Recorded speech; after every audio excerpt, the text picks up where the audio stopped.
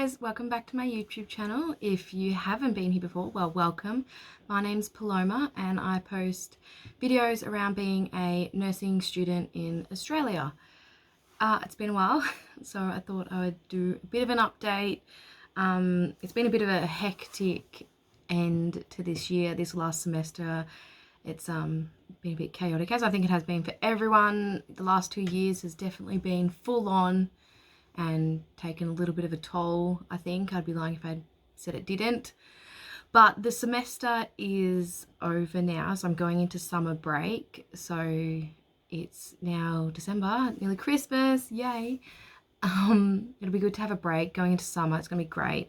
Last semester was pretty hard.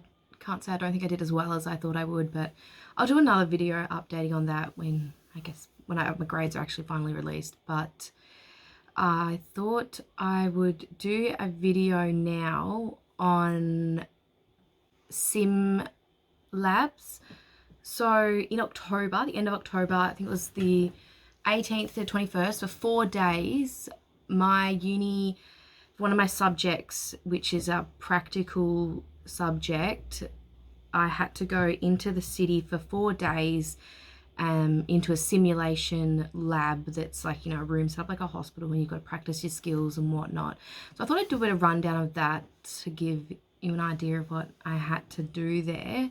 It was pretty good. It was nice because I've been doing all my study online. It was nice to actually do some hands-on, meet some of the other students, and yeah, get some of our theory into practice. It was good. I was pretty nervous going into it. I didn't really know what to expect, but it was better than I was expecting. I just stressed for no reason, to be honest. Overstress a little bit, but as we all do.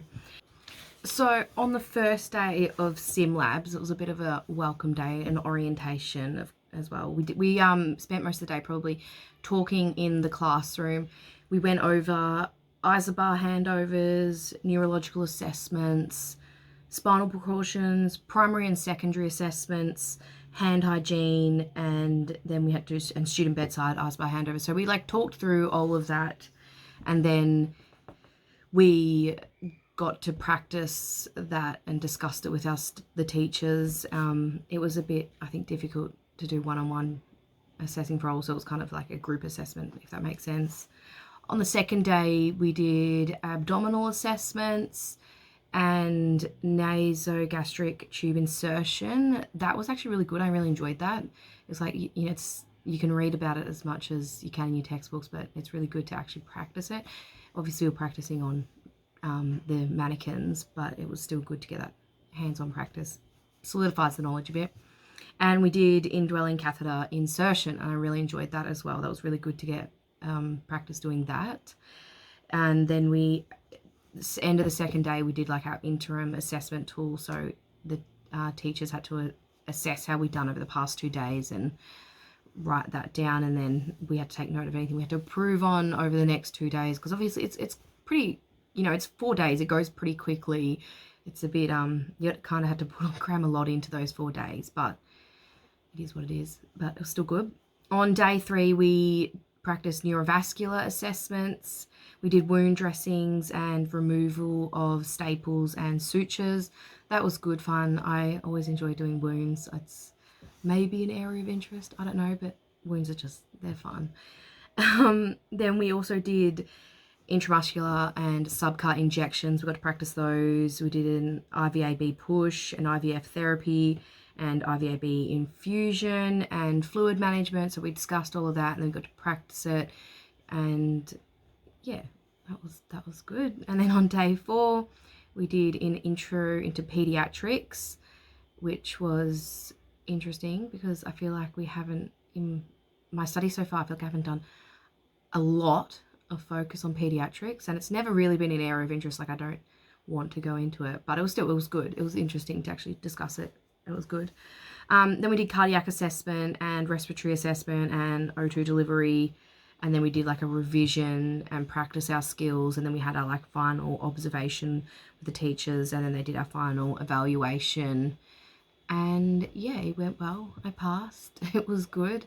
It was really nice to meet the students there.